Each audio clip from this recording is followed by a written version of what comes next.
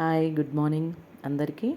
ఈరోజు మనం కామారెడ్డి జిల్లా బిక్నూరు మండలంలో కొలువై ఉన్నటువంటి అనంత పద్మనాభ స్వామి మందిరాన్ని మనం దర్శించుకుందాం.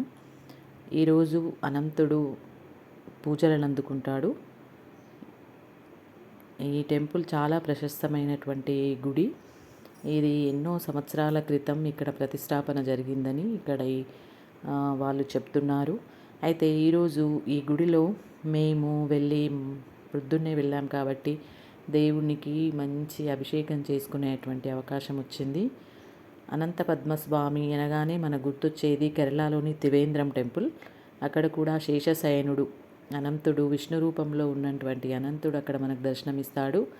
అదేవిధంగా ఇక్కడ బిక్నూరులో ఈ ఆలయం ఎన్నో సంవత్సరాల క్రితం నిర్మించబడిగా చెబుతున్నారు. ఇక్కడ ప్రధాన పూజారి అర్చకులు ఇక్కడ పూజలు నిర్వహిస్తుంటారు. ఈరోజు విశేషంగా అనంత చతుర్దశి రోజు ఇక్కడ భక్తులందరూ చాలా దూరం నుంచి వచ్చి ఇక్కడ పూజలను చేయడానికి వస్తుంటారు. అయితే ముఖ్యంగా అనంత కోటి వత్తులు అంటే దీపాలను ఇక్కడ వత్తులు కాల్చుకుంటారు. కోటి వత్తులు అంటే పోగులు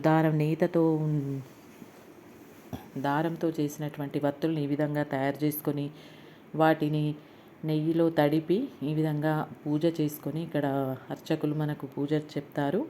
ఆ పూజ చేసుకున్న తర్వాత దేవుని సమక్షంలో ఈ అనంతకోటి వత్తులను ముట్టించుకుంటారు భక్తులు.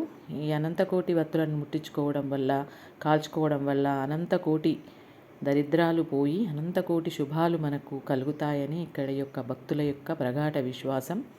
అయితే ఇది సంవత్సరంలో ఒక్కరోజు మాత్రమే ఇక్కడ జరుగుతుంది కాబట్టి ఇక్కడ విశేషమైనటువంటి పూజలు, అన్నదానం ఈ విధంగా నిర్వహిస్తుంటారు.